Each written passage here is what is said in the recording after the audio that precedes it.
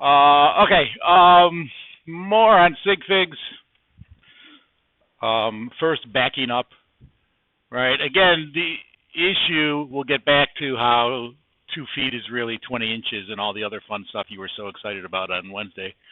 But before we quite get to that, the issue number-wise is relatively straightforward, with the exception of good old zeros, right?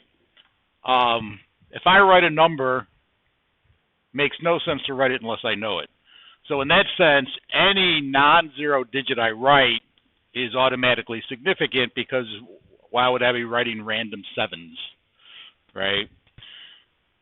Zero itself is a digit, and it could be significant except for one particular type.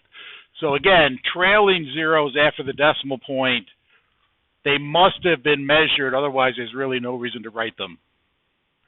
I mean, I guess there's an aesthetic reason if you like to have a lot of zeros in your number, right? But there's no good reason I need those. 1, 2, 3, if that's what I measured, doesn't need the zeros for me to know it's 1, 2, 3, right? This one always is a little weird to me, but, technically speaking, right, the zeros in front of the numbers are also known, right? So in that sense, I almost want to call them significant. The problem is you could put a billion of them out front, and so there would be no limit to the number of significant figures if I count them, so they're ignored. And of course, zeros in the middle are significant. The only ones, and this is kind of where we left off on Wednesday, that are problematic are what are called place marker zeros, right? Because I can't not write them and still know where the decimal point is, right? And so whether I measured those zeros or not, I have to write them.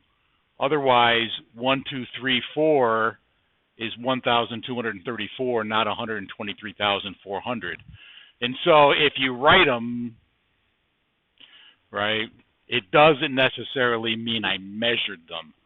And again, really the whole issue with significant figures is, did you measure the number, right? And so that is really the only reason for scientific notation, right? I know sometimes they say it's shorthand, but, some numbers are longer when written in scientific notation. And it goes back to the issue of place marker zeros. If I weigh 200 pounds, right, that could be plus or minus 50 pounds. It could be plus or minus 5 pounds. It could be plus or minus 0.5 pounds. I don't really know, because there's no way for me to know from the number whether or not the zero is measured, right? They're simply telling me where the decimal point needs to be. And so the whole reason for scientific notation is essentially to get rid of the place marker zeros, right? In scientific notation, the decimal point position is indicated by the times 10 to the power of, right? All proper scientific notation has one digit to the left of the decimal point, and then as many significant digits as exist in the measurement, and then I tell you where the decimal point should be, right, with that factor of 10 to the x, right? And so if I only had one significant digit in 200 pounds, I can write it as 2 times 10 to the second. The 2 is significant, the only significant digit, and I don't need the place marker zeros.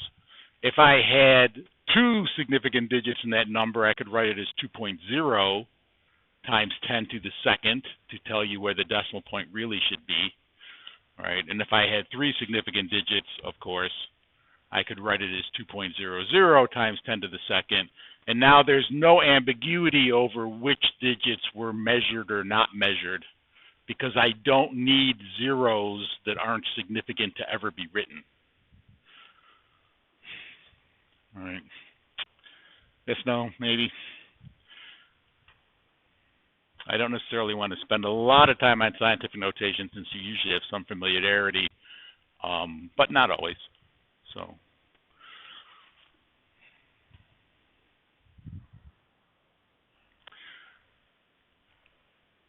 Okay, and so again, whoops, went right past my slide. The powers of 10 are just telling you where the decimal point should be. If you moved it essentially from left to right, it's a negative power, so 0.0003830, right? Standard form is always one digit, a decimal point, and whatever digits are significant. The 0 here has to be significant because it's a trailing 0 after the decimal point, right? And so I essentially move this decimal point 4 places to the right. And so I write it as 3.8340 times 10 to the minus 4 grams. And it essentially takes care of the leading 0 problem also, right? I don't have to write them either, even though they're not significant, right? If I move it the other way, it's a positive power, right? But it does make the sig fig picture easier because every digit written in scientific notation is automatically significant, period. Whether it's a non-zero digit or 0, there's nothing written in scientific notation that isn't significant. Right. It's worth pointing out, you're probably familiar with this, but right. Sometimes essentially the powers of 10s are used as prefixes with the unit. And so it's really a question of scale, right? If you're measuring sugar, grams make sense, right? Because, 100 grams, right, is about 4 ounces. How often do you need more sugar than that, right? On the other hand, if you're making bread or cakes in a giant factory, right, you probably aren't using grams of sugar anymore. You're using kilograms or possibly megagrams, right? They don't really serve any other useful purpose other than to essentially eliminate a few zeros, right? And I don't ask you to memorize them. I will give them to you. We'll use them shortly. But the bottom line is, the goal here is to express the number, which is the thing you measured, with the unit, which gives you the context of the measurement, but the sig figs then also tell you how accurately the number was measured, right? And so, again, because you can never say it enough, units, units, units, right? It doesn't in most cases matter which unit I use, right? It does matter that I express the unit so you know which unit I measured, right? And so if I measured meters, which is of course the SI unit, not that I care, right? The circumference of a planet is a whole lot of meters. So I could write it as 167,500 meters, right? But if you're not a huge fan of all those decimal positions, you can also essentially take some of them and turn them into prefix. So 10 to the third is a kilo, right? And so essentially the number gets 1,000 times smaller, but the unit gets 1,000 times bigger. Right. And so it really just becomes a recognition issue, right?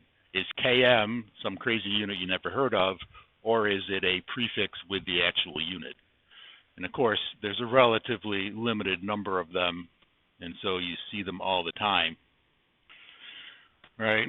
And you can change between units by converting them, and this is where I'm going to get to we never divide by anything, right? Conversion factors, I like to think of, there should be a song in this. I feel like I let down my 6 fans by not releasing a song for today's class. The conversion factors are really about multiplying by 1, right? The multiplicative identity, right? And that's why I will sometimes sarcastically say, not to you, to the person next to you, when they ask me, do I divide by 2? I say we never divide by 2, The reason being, dividing by 2 is actually changing the amount, right? If you've got sugar in whatever units you'd like, 500 grams of sugar, right? There's 463 grams in a pound. I don't convert to pounds by dividing by 463. Dividing by 463 literally means taking my 500 grams and putting it into 453. I don't know why I said 63. Into 453 different piles, right? I don't want to change the amount that I have. I do want to change the units, right? And so multiplying by 1 won't change the amount, but if I do it in a clever way, it will change the unit, right? And so 1 foot is 0.3048 meters. Their equivalent units, I can turn that into a fancy 1, right? And so, whoops, 1 foot is 12 inches. I'm 6 foot tall. You don't want to, well, maybe you do. Wait till the first exam. You don't want to cut me into 12 individual parts to convert inches to feet. What you do want to do is change the units. So just so we get a decimal, I'm 73 inches tall, right? I want to convert that to feet. I know in the back of your mind you're thinking divide by 12. On your calculator, you're going to hit the divide by 12 button. But again, unless you want to cut me into 12 equal parts, what you really want to do is multiply by 1 so you don't change my height. All right, age and gravity do that anyway. Right, what I want to do is get rid of the unit I have that I apparently don't want for whatever reason and replace it with the unit I do want. Right, and so of course, you know, rules of math, if I divide by the same unit, they should cancel. Right, and so the unit I'm trying to get rid of goes in the denominator, the unit I'm trying to create goes in the numerator. All I need to do is guarantee that that ratio equals 1, because then I have not changed my height. I've simply changed the unit associated with my height. And so as I sometimes say, the conversion is always sort of half obvious, right? I mean, for some of the more complicated calculations we do, you might need more than one conversion factor, right? But the next step here is always to divide by inches, because I need the inches to cancel, because clearly I didn't want that, right? The only real question is what goes in the numerator. Ideally, if I can do it in one step, it's the unit I'm trying to make, which is why what's on the other side here matters. If I have to do it in more than one step, I might not have a direct conversion from inches to whatever I want. Although, you know, with the internet, you can probably get inches to almost any unit of measure, right? And so it really just becomes a question of what conversion factors I know. If I only know inches to yards, go to yards. Did that get me what I want? No, but it at least got rid of the inches, which I didn't want. And that's what I mean by it being half obvious. I need to cancel the unit I have. What I can turn it into depends on what I know. In this case, of course, I do know that 1 foot equals 12 inches, which means if I divide both sides by 12 inches, 1 foot over 12 inches equals 1, and I can safely multiply by 1 without cutting me into 12 equal parts. All right. And if you do the math, which again looks like I divided by 12, but I did not. I'm going to be a stickler for that. Right, I get 6.08 feet on my calculator, right? But there's only 2 significant figures there, and so I would round it to 6.1 feet.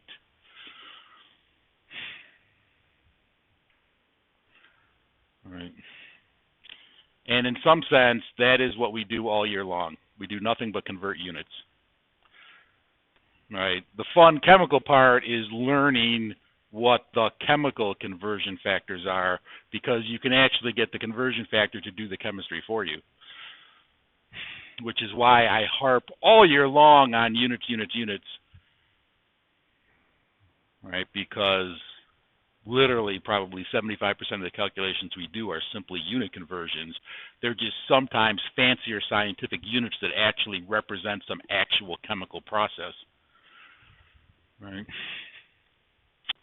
Yes, no on that? I know that was a little quick, but I wanted to get back to the nuts and bolts of the sig fig problem. Since you were so excited about it on Wednesday, always love a little bit of excitement in the room. You should have been here the day I had to bring my dog because I was coming from a vet appointment. I couldn't go home and adopt that when we had excitement. She was a puppy. She was very excited, and I know it was chaos. Except for the one student in the class who was deathly afraid of dogs, and then I felt like there was almost a lawsuit ready to happen. I mean, she was a big dog, Newfoundland. She's like 40 pounds, but I mean, Newfoundlands are so friendly, it borders on stupidity, right? You can stick a pit bull on a Newfoundland, and he'll be snarling and snatching, and the Newfoundland's just like wagging its tail like, oh, he wants to play. But anyway, I digress. Mostly to kill time to see if there's questions. Was that just a stretch, or? Okay, right. If you want a more complicated example, I'll give you one in a second, but the bottom line is that's mostly what we do, right? Because everything's a measurement. The measurement has units. If it's the units I want, there's nothing to do, right? How many grams of sugar do you have? 500 grams. How do you know? That's what the scale said. Okay, good, let's go. Right? If it's not the unit you want, then it becomes time to do some kind of conversion. And again, it really just depends on whether you're making what I sometimes refer to as editorial changes. Right? If I go from feet to inches, that's editorial. Right? They are both units of distance. It's just whether I had a preference for feet or inches. Right. Other times, if I can turn lead into gold, right, if I'm doing something chemical, then my conversion factor is doing something scientific. Those are more substantial and what we eventually want to do a lot of. But the bottom line is, I do a measurement, I have a unit. If it's not the thing I want, I have to figure out how to turn it in the thing I want. And so it's always really a question of canceling a unit and replacing it with something else, either the thing I want or at least something closer to the thing I want. Right? So if you want something of a chemical unit of measure, right, there's 32 milligrams of lead in a wastewater sample. That, by the way, is a whole lot of lead. Clearly, whatever the factory does uses a lot of lead, right? But of course, EPA, like most other people, will have specific units they want it recorded in, and milligrams per milliliter is probably not it. And so the question becomes, I measure, because my instrument measures milligrams per milliliter, I want pounds per gallon, right? I now have more than one conversion to worry about. Again, on the recognition issue, mg is not a single unit. It's a unit with a prefix. M for milli, it's 10 to the minus 3 grams. And milliliter, the same thing. ml, the L is the unit, the M is the prefix, right? I prefer to write it like this rather than in line, because it somewhat makes it clearer what I have and where it needs to go. What I have is 32 milligrams of lead per milliliter of water. Notice I expanded the units to be more descriptive. Right, milligrams itself is a unit of mass. Milligrams of lead is a much more specific unit. If I really wanted to spend a lot of time writing units, it's milligrams of lead in my wastewater sample. In this case, since I only have one sample, I don't need any more descriptors than that. What I want is pounds of lead per gallon of water. Right. And so I just need to find conversion factors to get me there. And so I started with milligrams of lead per milliliter of water. I want pounds of lead per gallon of water. Is there a single step that will do that? Almost definitely not, because I have two different compounds there. Right? I have lead and water. For there to be a single conversion factor, it must be something so common that somebody decided to determine the exact ratio between lead and water. Right? On the other hand, lead is lead, and milligrams is mass, and pounds is weight. And so milligrams of lead to pounds of lead seems like two very closely connected numbers because they're essentially measuring the same thing about the lead. And milliliters of water is a volume of water. Gallons of water is a volume of water. They seem intimately connected because they are both volumes of water, right? And so probably at least two conversion factors work, because it's certainly much easier to go from milligrams of lead to pounds of lead than it would be to go from milligrams of lead to gallons of water, since I need some kind of Harry Potter magic to turn my lead into water, right? And so again, I need to cancel the unit I have, which means anything in the numerator goes in the denominator. Anything in the denominator, in this case, milliliters of water, has to go in the numerator to be canceled, right? And I just need the other half, right? How many pounds are there in a milligram? That will turn my milligrams of lead into pounds of lead. How many milliliters are there in a gallon? That will turn my milliliters of water into gallons. All right. Or if you know more than one conversion factor than gets you there, that also works. As I sometimes say, there's no prize for taking the shortest path there. I sometimes think there should be a prize for taking the longest path there, but I don't want you to encourage to take 16 steps to do one. Right? And so, you know, partly because I didn't ask ChatGPT or the internet, right? I always carry around with me, using a valuable headspace, one English to metric conversion. And so I almost always go through that English to metric conversion on my way. For volume, it's the quarts to liters, right? You could Google milliliters to gallons and you'll get a single conversion factor, because I always carry that around. I don't have to look anything up if I do it in 3 steps instead of 1, but by all means, if you're home, use the internet. Same with pounds and grams. I always carry around the grams to pounds. So I almost always go through that, even if I was looking for tons or some other bigger unit. Right? So again, each ratio actually equals 1. They're all equivalences. There's 1,000 milliliters exactly in 1 liter. So 1,000 milliliters over 1 liter is a fancy 1. There's exactly 1.057, well, not quite exactly, but to 4 sig figs, there's 1.057 quarts in a liter, right? So that's equal to 1. So I essentially multiplied by 1 3 times, but I did it in a fancy way where the first time milliliters canceled, numerator to the denominator, which gave me liters. I then canceled liters, numerator to denominator, to get me quarts. And then there's 4 quarts in a gallon, which finally got me to the gallon of water I wanted. And so that was all about water. It does help if, you know, if I don't break any laws of science along the way by turning lead into water. Separately, right, I can turn lead. I really, for space, left them out, but this is, in this case, milligrams of lead and grams of lead, pounds of lead and grams of lead. Right. But again, there's exactly 1,000 milligrams in a gram. To 4 sig figs, there's 453.6 grams per pound. Right. Milligrams cancels to give me grams, and then grams cancel to give me pounds. And I get the exact same amount with different units. 32 milligrams of lead per milliliter of water is exactly the same amount as 0.26697 pounds of lead per gallon of water.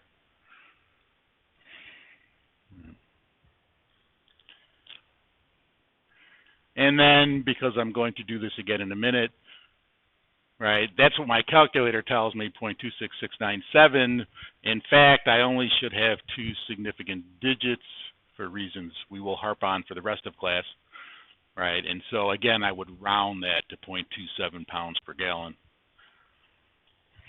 so as not to overstate the precision of that number. Once and only once. We'll get to that also. You never want to round more than once in a problem, right? And so that does lead us, since you've redirected us once again to sig figs. What you can't do is round 2.00 to 2. The first Gen Chem lie of 2025, I say this a lot. By lie, I really just mean oversimplification, right? And I'm having an internal struggle over Gen Chem and its desire to oversimplify everything. Partly because first knowledge is sticky. If you learn the simplified version, it's actually hard to replace it with the more nuanced version. On the other hand, it's easier to learn it if you're scaffolding, so there's an inherent issue with cognitive theory over whether it's the right way or the wrong way. But there's numerous studies that show that even if you learn it wrong first, the first thing you learn sometimes sticks.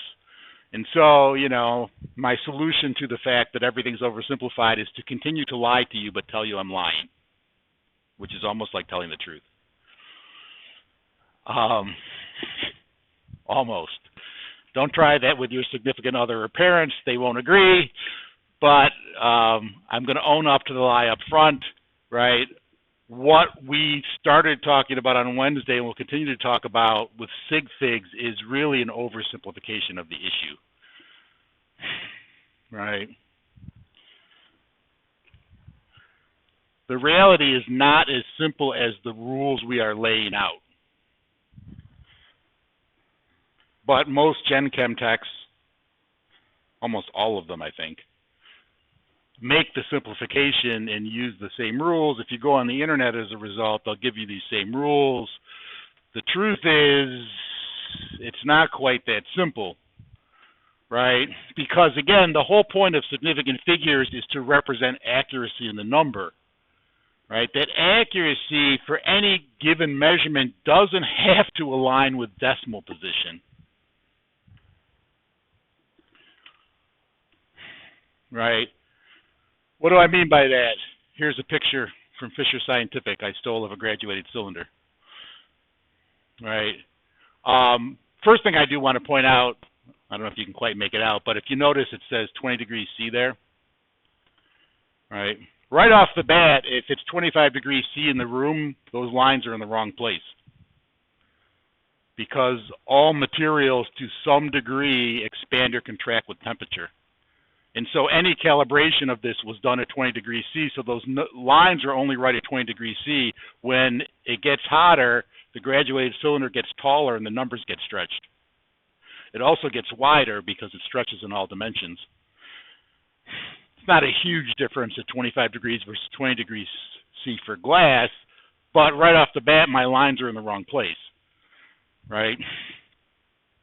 And so there's really two issues to my measurement error. If you actually look, this is for the exact same graduated cylinder, right? Its tolerance is plus or minus 1 milliliter.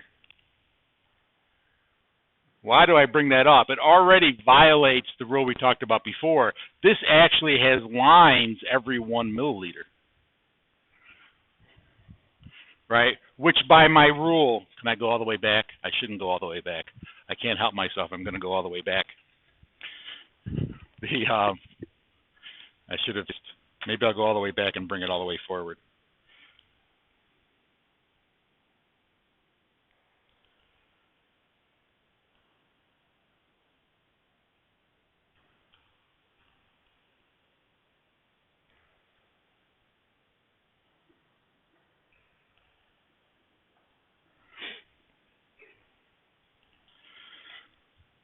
right?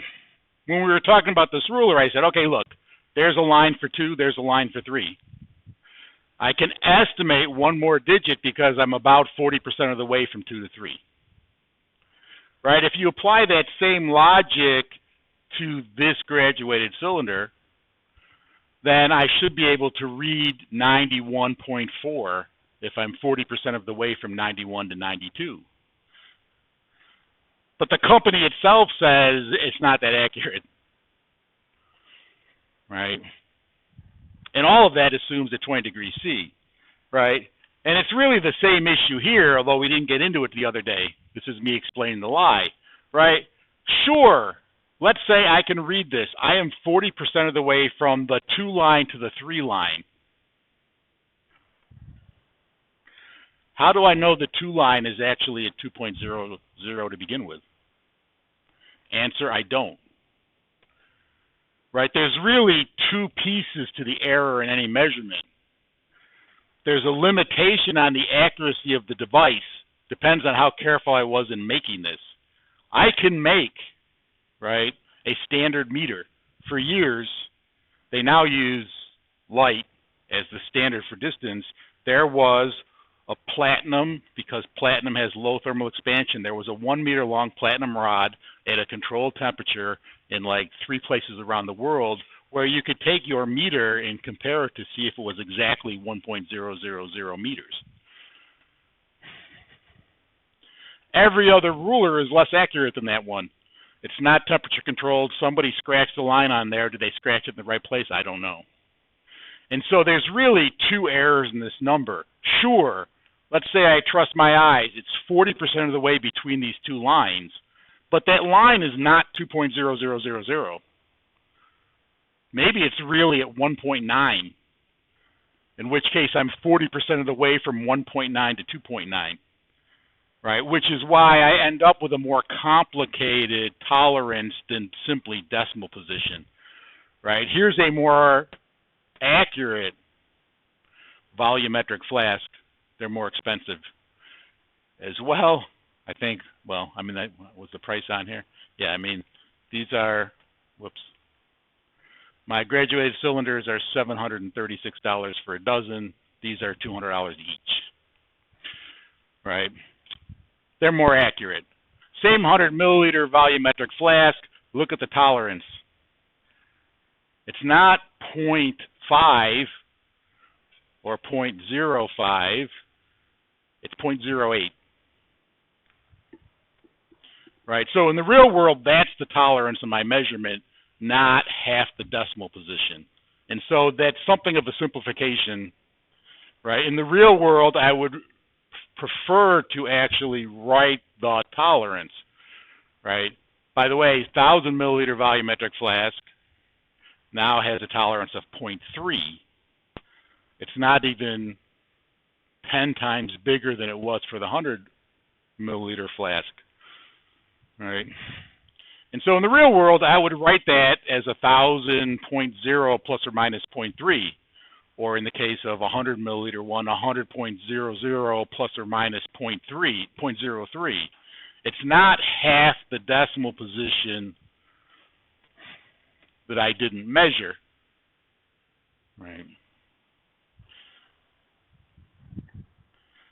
But, again, if I can call it the Gen Chem lie, right? If I write 100.00 without a plus or minus, the gross oversimplification is that the tolerance is half of the last digit I measured.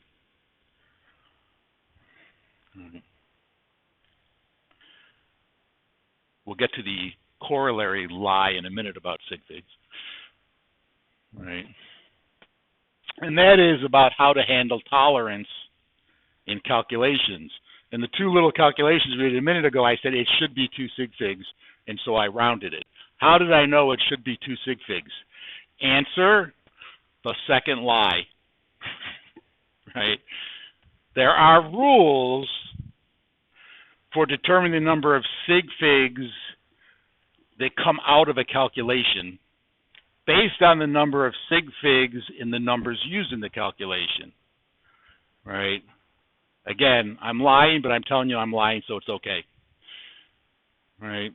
The rules are an oversimplification of the reality. Right? And here are my three little lies. Right? For multiplication and division, probably the easiest one to apply. The answer should have the same number of sig figs as the digit with the least number of sig figs in the calculation. So, for example, if I multiply 1.0 times 12.005, the first number has 2 sig figs. The second number has 5 sig figs. 2 is less than 5. Take a moment and write that down. So the answer should have 2 sig figs.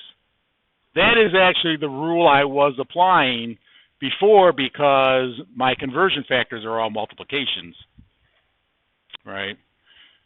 And I ended up with 2 sig figs because my original number had 2 sig figs, and that was the smallest number, right?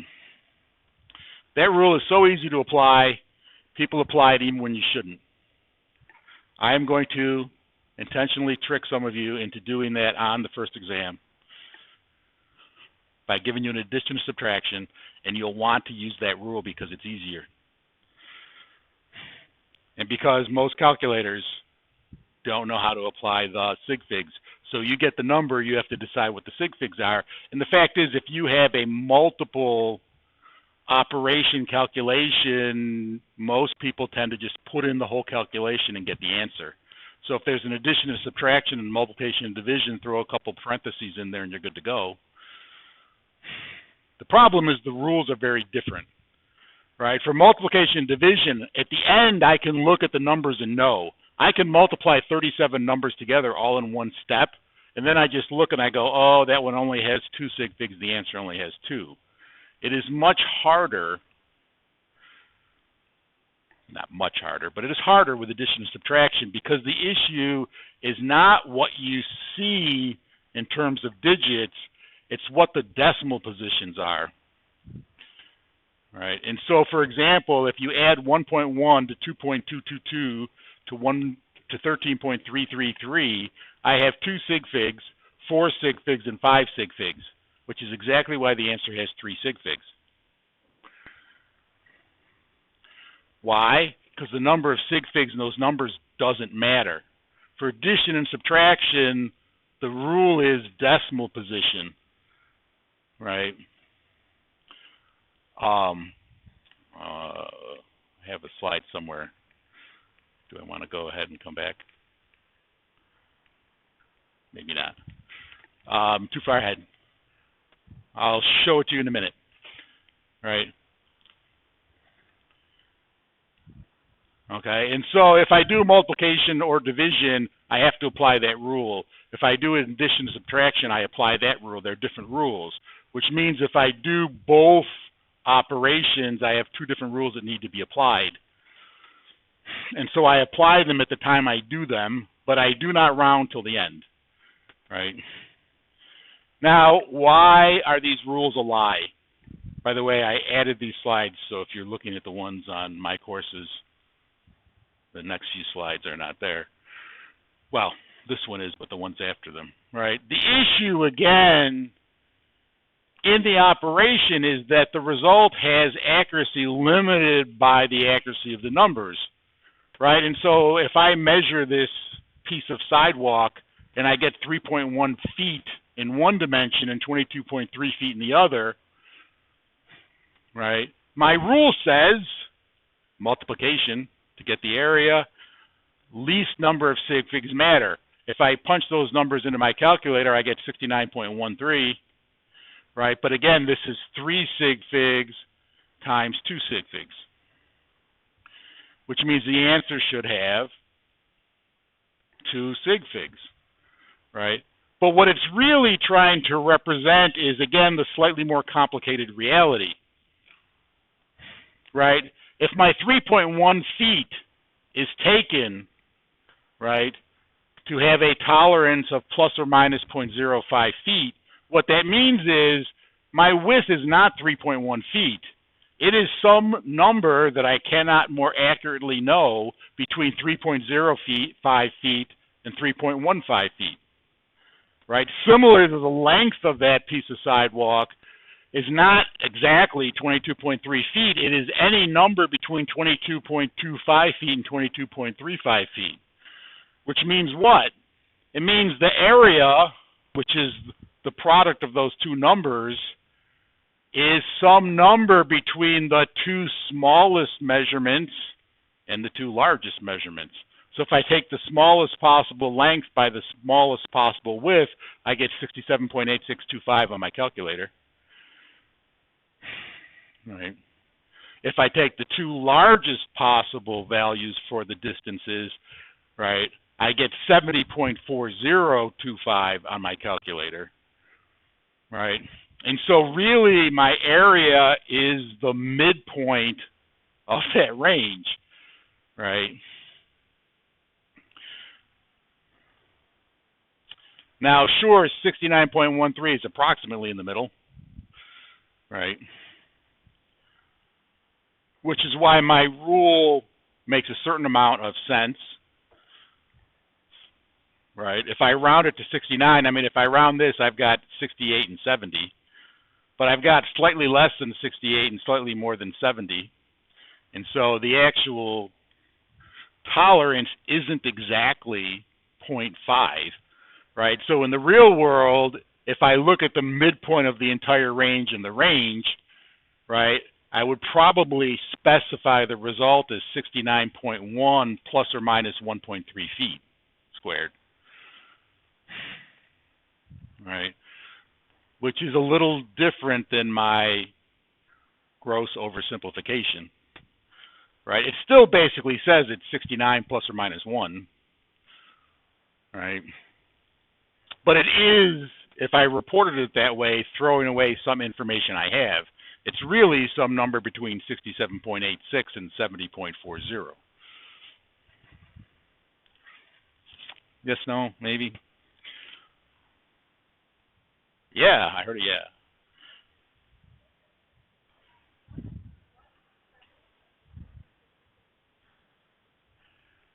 Why does, well, again, it's the midpoint of the range. That's what I'm saying. The simplified rule loses a little bit of the, I mean, I could call this 69 plus or minus 1, but that throws out the fact that I really know the range more broadly, because when I take the tolerance, right, I really have 3 sig figs on the bottom end and 3 sig figs on the top end for the smallest and largest possible values, right? And so that does give me a somewhat more specific tolerance, because it is slightly broader than plus or minus 1 foot, right? But again, I'm not asking you to do this, right? That would force you to essentially do 3 calculations for every calculation you want to do. In the real world, you will have to at some point in your scientific life, right? But we can use the gross oversimplification for now. But again, please recognize it is a gross oversimplification. But even though I'm lying, I told you I'm lying, so it's okay, right? I know what you're saying. Still doesn't matter. Who cares if it's 3.1 or 3.05, right?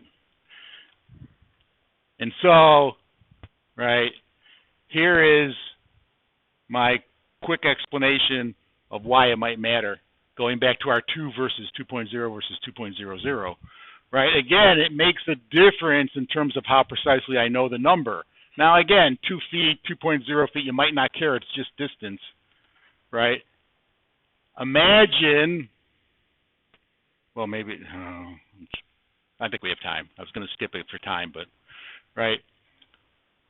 Sure, on the calculator, they all say 4 if you want to ignore the zeros, right? But again, the zeros matter, because if you look at, again, the actual range, if I only have 1 sig fig, 2, not 2.0 or 2.00, right, the actual range of values from smallest to possible to largest possible measurement, right, is 1.5 to 2.5.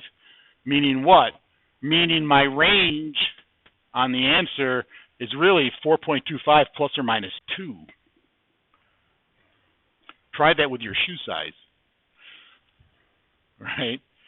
I'm a size 4 or somewhere between 2 and 6, right? On the other hand, if I have more precision represented by the 0, right, 2.0 times 2.0, the calculator still says 4.0, but if I look at the smallest number in the range, 1.95, and the largest number in the range, 2.05, what do I see? I'm now 4.00 plus or minus 0.2. Really 4.0 plus or minus 0.2 probably would be. Right. In which case, I'm now not somewhere between a size 2 and 6. I'm definitely a size 4. It's just a little tighter, a little loose. I don't know why I'm obsessing over shoe size suddenly. Right. And so the 0 does matter, even if it doesn't change the number in the calculator, because, again, it indicates the precision, which indicates the range of values. Measured numbers really aren't a single value. They're an approximate value that represents some range within the tolerance of the measurement device. Right? And if you want the really fun example, I totally made this up, but what the heck, right? Because again, you still might not care about distance. Try this. You're testing your tap water for a toxin released into the environment by Joe 365. It's a terrorist organization. I founded. No, I'm just kidding. Right? And here's the chemical fact about imaginary Joe 365. It's totally harmless below 1%, but it's toxic above 2%. Right? So you get your little test kit. You bought it at Walmart because it was cheap.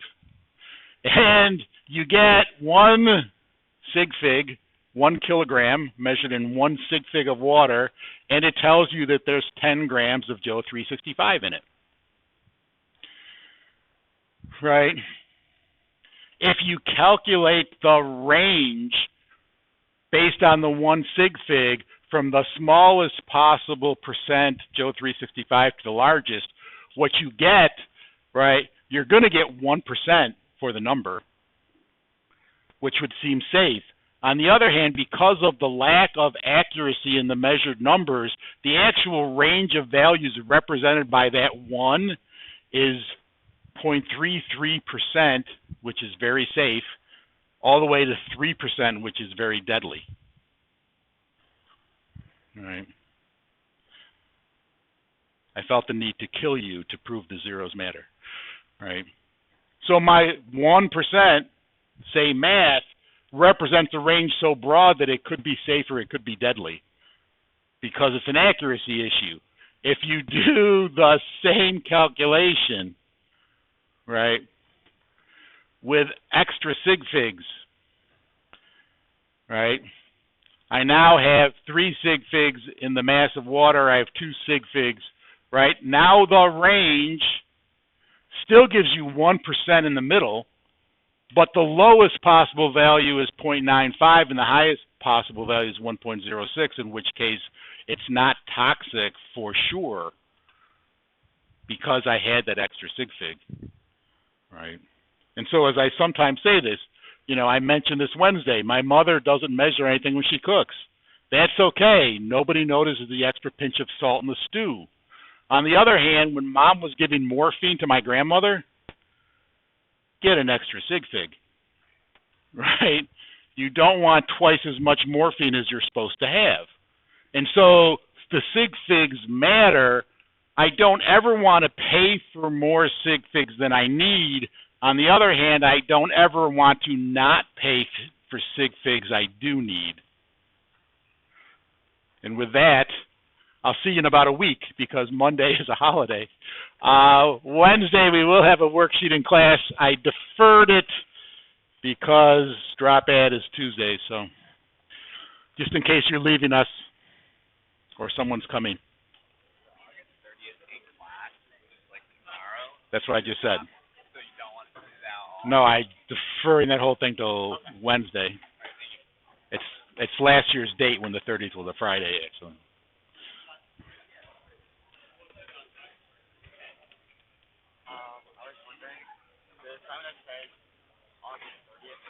So that's why I just said we're doing a Wednesday. Same question?